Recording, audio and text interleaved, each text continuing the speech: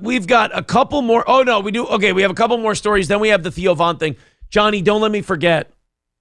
Or not the Theo Von and Will Sasso talking about Chris D'Elia. Don't let me forget. I want to show you the TFATK clip of D'Elia looking at his phone. D'Elia, as the news broke. Right? Yeah, as the news broke of the Rolling Stone thing, he starts looking at his phone during his podcast with Schaub and Eric Griffin. And I mean, D'Elia's a really white guy to begin with, but any color he had from his face drained out while he looked at his phone. Is he becoming transparent live on TV? He's becoming, yes, translucent on live broadcast. And, you know, the thing is with D'Elia, it's a really vapid LA comic thing to do, that whole being on a podcast.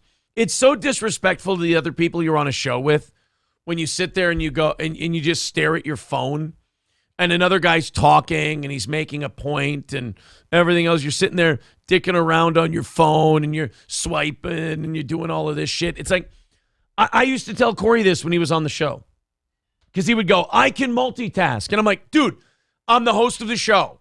I see your performance. And I'm telling you right now, you and no one else, you fucking guy, you and nobody else can multitask like that. You cannot be as involved in a show as you need to fire off lines and do stuff like that if you're dicking around on your phone. You are hindered in your performance because your attention is elsewhere. So he was, I guess, on the phone and somebody was letting him know about the Rolling Stone story. His wife. Oh, yeah. Excuse me, we need to talk again. Fuck it. You want to just move and do here? We'll move this up. We'll do it now. We'll do it live. Fuck it. We'll do it live. Let's watch from TFATK on YouTube. Boy, he has gotten big. 23,000 subscribers for the guy. I remember when he was at 1,500. Good for him. So he did a video, two of them.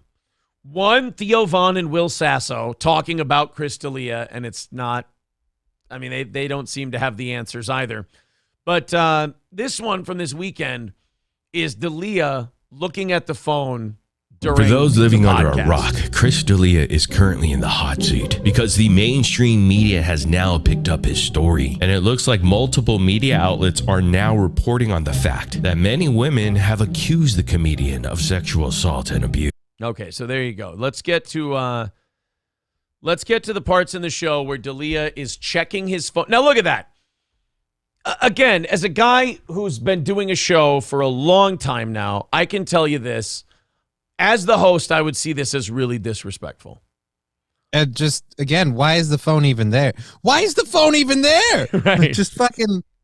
I mute mine. If I forget to mute mine, I hate myself. But I mute mine and I put it over here in the corner. I don't even look at the damn thing. Twice a show, I'll tell you why I'll turn my phone on. Twice a show is because for some reason, if anyone wants to contribute, I always thank everybody who contributes to the show on the air. And for some reason, Venmo doesn't do notifications on the computer like PayPal and all this other stuff does, so I know I have people to read. So I have to, it comes up on my phone, so I'll go like that, I'll open it up, and then the Venmo notifications will pop up, and I can thank anybody I need to, and then I can make a loud dropping noise with my phone. And then the second time is to pair it into the board when someone calls in. Exactly, because I always forget. So these LA comics have this like tethered addiction to their phone.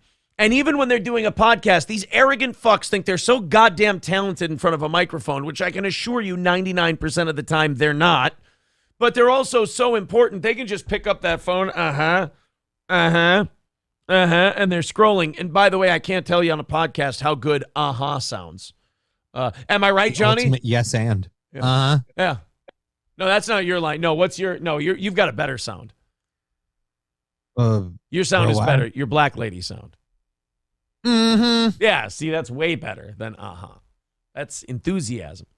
So D'Elia is checking his phone during the Golden Hour, which is the Brendan Schaub, Eric Griffin, Chris D'Elia podcast. Now, that's just a bad name for a show to be on. Chris. I know. It's just too close to Golden Shower and Piss and all that. Yeah. Well, and I've said this before and I'll say it again.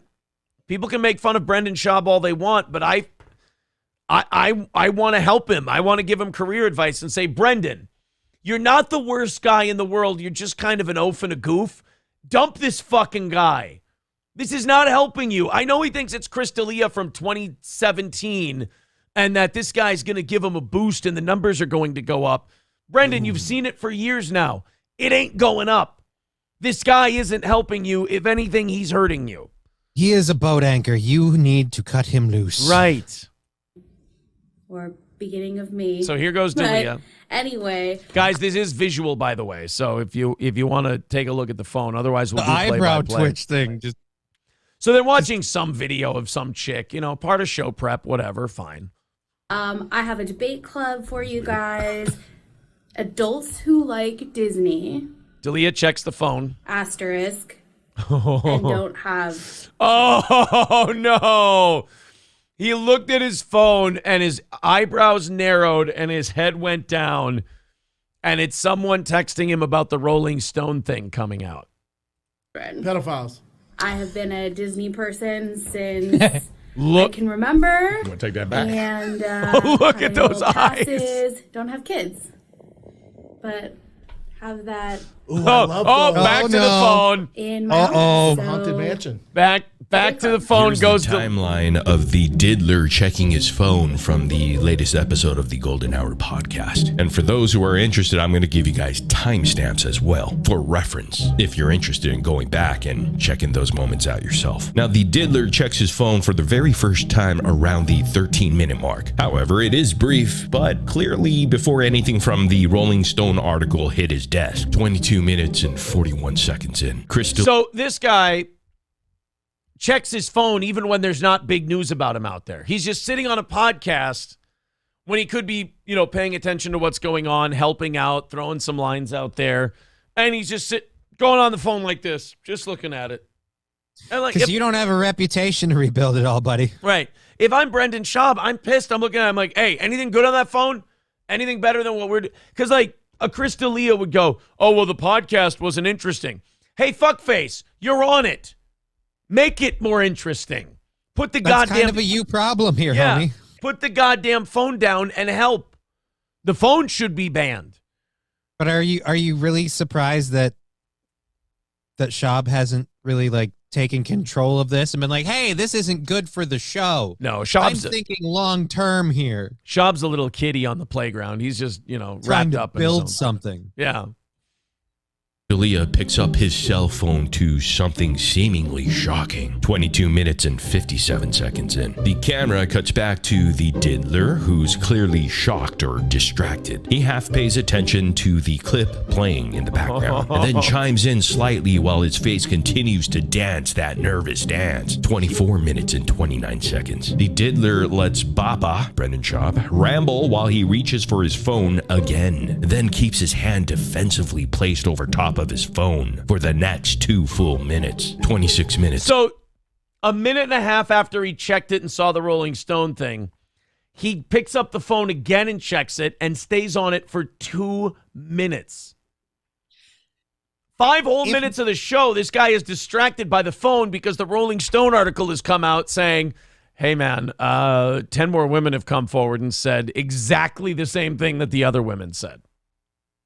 Not looking good. And by the way, if you didn't know anything was going on with Chris D'Elia, you're starting to wonder now because, wait a minute, what's up with this fuck? He's so in his phone. Did a freaking bombing happen? What is there news? And then you start looking. He just, and then the facial twitches and the not knowing where to put your eyes, not knowing what to look at. Oh, boy.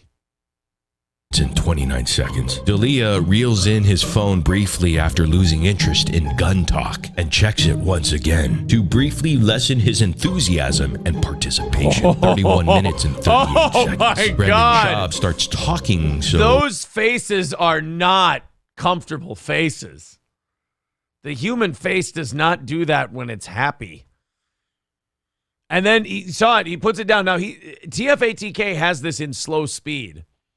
And you still see him set the phone down and go right back to it. talking, so D'Elia checks phone once again, this time just for half a second, and then gets a bit clammy and also quiet for a good 30 seconds until an opportunity to shit on Brendan Schaub breaks him out of it. 36 minutes and 51 seconds in. Returns from ad break to the big clip of Chris's eyes darting around the room and displaying nervous facial tics after doing a few taps on his phone. 39 minutes and 50 seconds. D'Elia glances at his phone and facial expression changes from relaxed to a deep exhale and his eyes darting again. He's had his phone on the table with his hand next to it for the last 5 minutes, his fingers hovering in the grab position.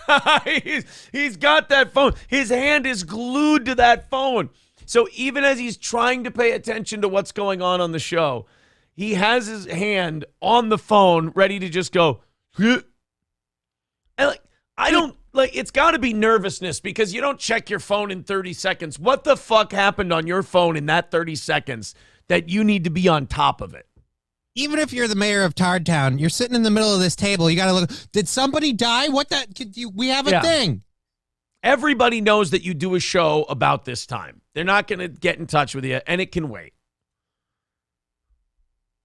Ready to pick it back up. 43 minutes and 55 seconds. He picks up his phone and instantly puts it back down. 47 minutes and 1 second in. D'Elia. So he's checking that phone every 3 minutes. For updates. Right. Chris, don't look at the phone. You're not going to like what's on it anyway. Why are you doing this to yourself? He's texting with one of Brendan's other people. Hey, is she a baddie? I hope she's a baddie. He's taking over Mark Harley's job. There we go. He's actually Snapchatting one of the Rolling Stone writer and saying, "Hey, can you go in the bathroom on all fours and get a tattoo of me on your hand, please? That would be nice." Spaces out on his phone again while Brendan Schaub imitates his producer's black dick hitting his lips. Not kidding you. 49 minutes and 31 seconds. The diddler finishes a bit and then immediately checks phone again. He continues to keep his hand hovered over his phone for large chunks of the time, and he becomes visibly irritated for the majority of the remaining episode. 55 minutes and 23 seconds in. D'Elia checks his phone again, and he does this weird eyebrow reaction thingy. Then he begins to rub his forehead and put his head in his hands. This happens after a series of yawning and sleep stretches that Eric Griffin literally calls him out on. It's because because you look like you don't want to be here. Right. I mean, and if I were Brendan Schaub, I'm sorry, I'd have a little bit of dignity and I'd go, dude, if you don't want to be here, feel free to get the fuck out. And then don't come back next week. Like, who would put up with this from their co-host? Just sitting there on the phone, dicking around. Could you imagine? I just want to point out an extreme example here, because in no way am I comparing Brendan Schaub and this person. But could you imagine if like Artie Lang or Baba Booey were in the studio and Howard had them on for something and they picked up that phone one goddamn time? Yeah. Howard would be in their ass and that would be the next 20 minutes of the show.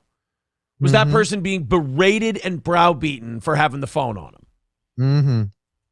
Becoming glaringly obvious, you fucking asshole.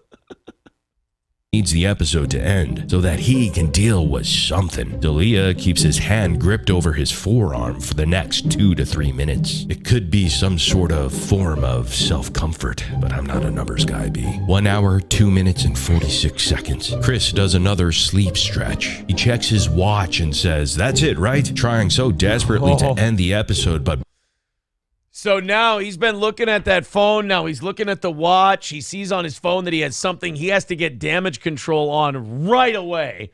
And it's this Rolling Stone article. And he's like, "Hey, we're done, right? Like, is that it? Hey, show's over." By the way, it really shows Brendan Schaub that Chris D'Elia wants to be there. And this is in no way the only gig he can get anymore. So he'll do it. What is he, like, seriously, is he bringing an audience? Are people tuning into the golden hour to check up on Chris D'Elia? I mean, maybe some people are hate watching. I mean, now they're watching. I bet you their next couple of weeks do really well since the Rolling Stone thing. And I bet you every time D'Elia comes up or Brendan gets in some kind of thing, I bet you they shoot up a little bit. But yeah, I don't know what they do statistically. Brendan Schaub slides in a one more under his breath, of course in reference to rolling another fan-submitted clip before finishing. Now D'Elia picks up his phone again and keeps checking. Look at that. And on. That face looks like he has an atomic warhead in his mouth. That's someone who's like, turtling right now. He needs to take a poop. He wants to go. I didn't know a human eyebrow could get that close to the bridge of the nose. I didn't know I it mean, was if possible. this was a Jack Nicholson impersonation, I'd be like, you've taken it too far. Tone it down. On and off, and he's so distracted he's unable to participate in any of the conversations going on, possibly trying to hide his shock and discomfort. 1 hour, 5 minutes, 42 seconds in, the diddler checks his phone again, and he makes the ugliest face I have ever seen. Hell, I don't even know what emotion that is. 1 hour, 8 minutes, 4 seconds in, D'Elia is totally zoned out completely. Oh no! Oh, that is not an I just saw a good thing on my phone face. That's somebody who's gonna beat a small animal after the show. Dude, you can. If I have any, he is upset. You can buy that face at a Spirit Halloween in mask form. That is nasty. That is the actual drawing, like the architects use when they're building like half pipes. All right, so you want to go down at this angle and then up at that angle. That's actually the design for the Winter Olympic ski jump this year. He looks like that's the face of the Goombas in Mario, right? Like the little brown people that waddle back and forth, the little mushroom people. You're a hockey fan. His eyebrows are the Quebec Nordiques logo. Oh my, I snorted. The face is so fucking bad. At his phone, while both Eric Griffin and Brendan Schaub ramble on and on. The diddler is angrily awaiting the end of this drawn-out episode. Why? You would think you would want to stay in this episode as long as you can. What do you want to? It is your bubble of safety. Yeah. What do you want to do? You want to hurry out into the sunlight so you can address these accusations again? Oh, I can't wait to talk about the Rolling Stone article. What if he's so delusional that he's like, oh, maybe this is a good one that exonerates me? Dude, you're in the eye of the storm. Out there, it's all solid tornado. Stay in here. You're in the basement. That's where you should be right now. If anyone should be off his phone for having it flipped over on the table or like down here on a chair next to him and telling Brendan, no, Brendan, I think we got time for another one. Let's run that shit back. Come on. That one was really funny. Like you should be tap dancing and performing and everything. You should be going nuts right now to stay on this show. But instead, he can't wait to get out and face the Rolling Stone article. Hour, 10 minutes, 23 seconds. Chris D'Elia legitimately jumping to get out of his seat. He ends the episode checking phone with a redacted glance up when he realizes they're done. Chris D'Elia is acting coked out. It's the face of a pedo who still has the addies, but no more teenage baddies. But who are we kidding here? Chris D'Elia is clean, 100% no drugs, no alcohol whatsoever. Just illegal punani. Plus, he did 3 hours of therapy a day. Remember Snapchat? Snapchat goes away, right? D'Elia's. Oh, that clip. The clip of him finding out that Snapchat doesn't go away. That was a painful day for old D'Elia. Yikes. Well, okay, so that's the first clip we have. That's just the first clip of the two. Hobo Chili Recipe with $4.99 says, imagine that's the face Hitler made when he realized the Russians were in Berlin. And Chris makes Hitler look like a saint in this scenario. Wait, what? Hold on. Time out. What? I didn't say that part. So now, Chris D'Elia is in the shit once again. He's catching hell from the Rolling Stone article. So now people are talking about it again, which I'm sure he's remarkably excited about. Two of those people are people who know Chris pretty well. Theo Von, who did a podcast with him, and Will Sasso, who has worked with Chris D'Elia on things before. Now, to draw the juxtaposition from the two podcasts, we have Brendan Schaub and Chris D'Elia, two of the most hated on, shit upon people in that world. And then on the other hand, we have Theo Von and Will Sasso, who are probably two of the most beloved people in comedy. Especially Sasso. Like Theo Von's on his way up. But yeah. people talk about Will Sasso kind of the way, like after Bob Saget died, I'm going to say that Will Sasso is the approval rating equivalent of Bob Saget. Like if people bring up Bob Saget, people go, oh, Bob Saget, I love Bob Saget. He's great. People do the same thing with Will Sasso. So let's watch them talk about D'Elia. And I feel like Will Sasso's inner agent started speaking to him in the middle of this discussion. And well, you don't want to put yourself in a difficult position that could hamper work down the road. Why would he have that accent? I don't know. I just feel that's the character speaking through. Sure, that's just the character. Yeah, you don't control the character. The character comes through you. I understand. I'm a Ouija board. Everyone else's fingers do the moving. Yes, I am a vessel. Yeah. So Will Sasso and Theo Von want to tackle the Chris D'Elia situation. Somebody should have told them before the show, that's not necessary. But here they go. At the end of the show, it was first it was Brian and Chris. You remember those guys? Yeah. What are they up to? And then, okay, there's nervous comment number one. Brian Callen and Chris D'Elia. What are they up to? Well, what are they up to? Anybody know? Anyway. Chad Kulchin did it with me, and our good buddy Tommy Blacha, the funniest man in the world. And Tommy and I, at least, were always like, Did y'all ever think about starting it back up? Was there ever a conversation too? Yeah, for a while, like a few years ago, yeah, Brian and Chris were like, maybe we want to do this again? And I was like, I don't know, maybe. And then, I don't know. I think they're both living in Costa Rica. So Sasso, you can just kind of tell the discomfort when like he even thinks about them. There's an idea of what do I say? How do I, Well, it's got to be difficult, especially for Brian Callen, because those guys were buddies. They were on Mad TV together. Yeah. Like, there's a lot of like history there. I mean, D'Elia's a piece of shit, but how well did you really know the guy? I mean, well, and if you're Sasso, he's a good guy, so he feels guilty. Because I'm sure on one hand, he doesn't want to, throw his buddies under the bus. But at the same time, that's pretty fucked up, dude. But at the same time, Sasso didn't do anything wrong. So he doesn't have to feel guilty for distancing himself from these guys. They put him in a weird position. Saying. By the way, pointing out, technically, D'Elia didn't do anything wrong. Like, well, no, he did. I think D'Elia did things wrong. He did. I know if they've shown he's done anything illegal. Okay. Weird how you were cutting that line like a future defense. Yeah, I put a difference between wrong and illegal. There's a lot of things that are wrong, but they're not illegal. Guys, everything he's doing is wrong, but it's not illegal. So if someone else, like who was a host of a show, were doing a similar thing, it would be wrong. No, it's not illegal. There's no form of covering my ass here. I'm just simply trying to, Right. Plausible deniability. Yeah, thank you.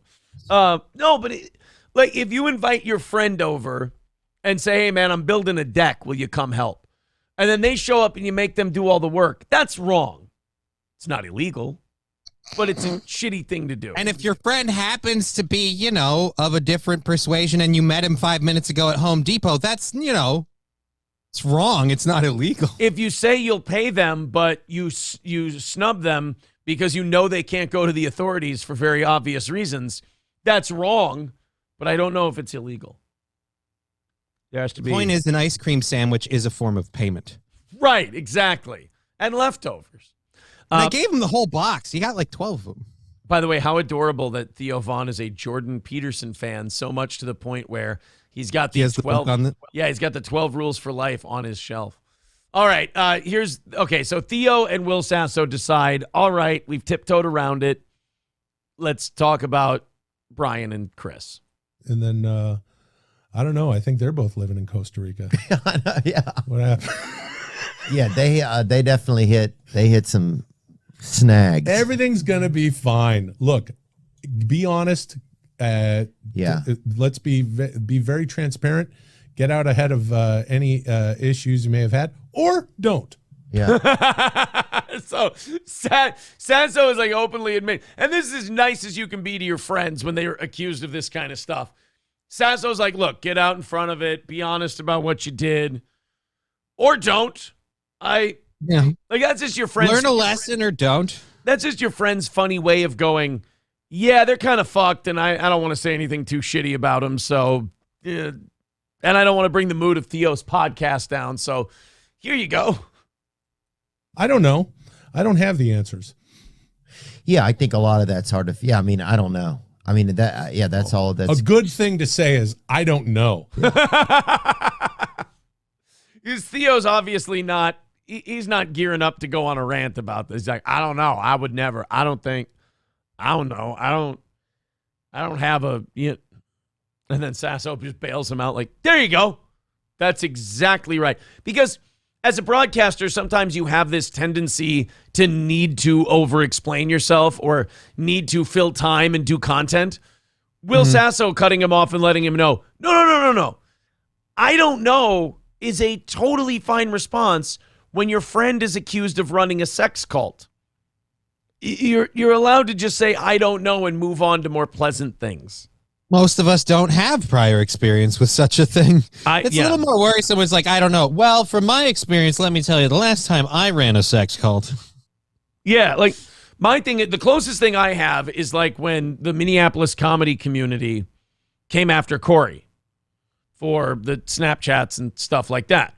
When they did that, my response was, we were on the radio at the time. I talked to Gary. I said, let's keep the guy on. Let's have him talk about it on the show, and we'll have him address it.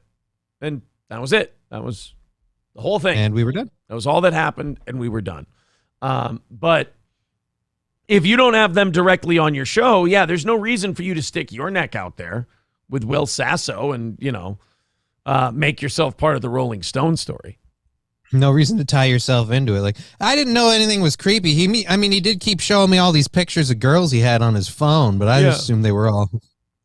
They had nice tattoos. CD. I didn't understand it. He said they were baddies. I didn't. Yeah. But anyway.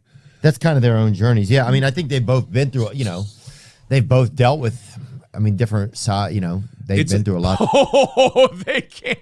Oh, this is brutal. If these were my friends, I would just text them and go, guys, you don't have to talk about this. You don't have to discuss it. Just Google search Florida man, grab the first thing that comes up and move on. Just right? go transition out. Ask Will what he's working on, talk about that. Even if it's just Christmas cards with his kids, I don't care. Just move along. Can we please go back and see what Theo, I want to get the whole synopsis of what he said in that portion there. That's kind of their own journeys. Yeah. I mean, I think they've both been through, they've both dealt with, different side, they've been through a lot of that. Yeah.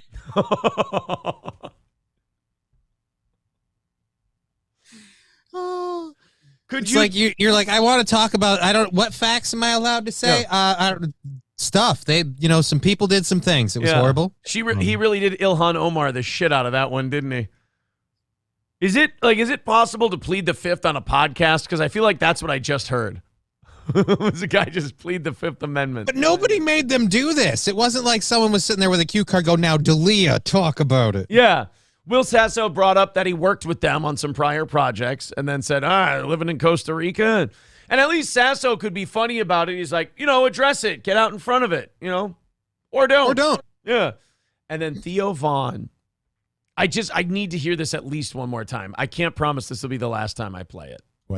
That's kind of their own journeys. Yeah. I mean, I think they've both been through, they've both dealt with, different side, they've been through a lot of that. Yeah. I don't know. There's a lot of that. A lot of this what? This chair can't get any more goddamn uncomfortable. Jesus Christ. I think I've soaked through it, actually. I am sweating up. Is it hot in here, Will? Just feels so goddamn hot. I got a nasty case of swamp ass brewing right now. It gets humid in the springtime, and I just, Yeah, it's a lot. It sure is a lot. The whole world of that is a lot. Whenever I start to think about it, I immediately stop. Yeah. So Will's got a sense of humor about it, and Theo, you can tell Theo's still working through.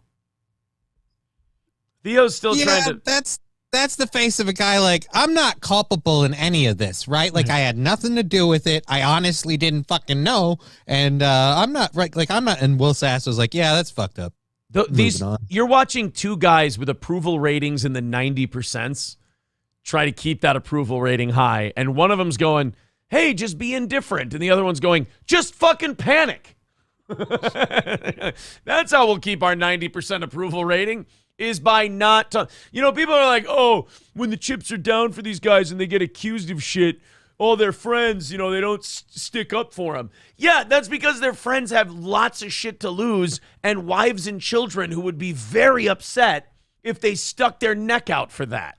So, like, yeah, I hate it when, like, a Brian Callen gets accused of R or Chris D'Elia gets accused of what he gets accused of.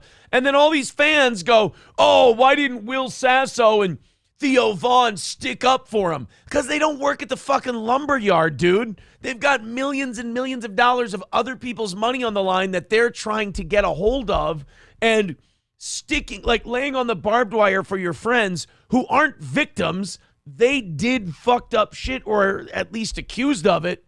You don't owe them a sacrifice.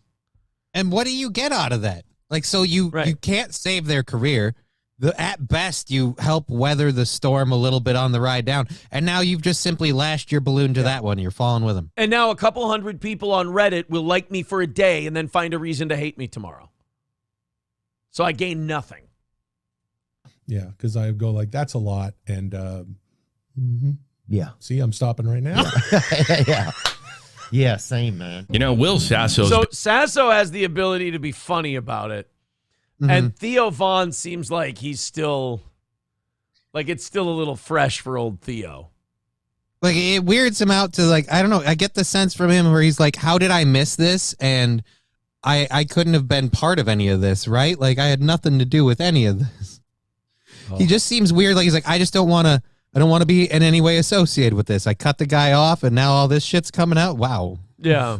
You got to be like, whoo, dodged a bullet. Brittany Martini says that Jordan Peterson book had to have been a gift. Theo doesn't strike me as a big reader. I mean, he does have a natural dip in his face. Like when he makes faces, it's like, oh, that's where you put the tobacco right there. And I'm like, okay. But I mean, that doesn't mean you don't read. Just improves the odds. Left-handed says, I like Sasso's sense of humor. He's like, it is what it is. It sucks, but oh well. Good morning, Welsh Salty. Yeah, Will Sasso had a funny take on it. Like, hey, address it and get out in front of it. Or don't. Fucking ignore it. I don't know. And then Theo Von's just, yeah, they went through a lot of that. And there was stuff. I mean, the Brian Callen, Chris D'Elia stuff turns Theo Von into Jake Hudson. See, here thing. Can I say something?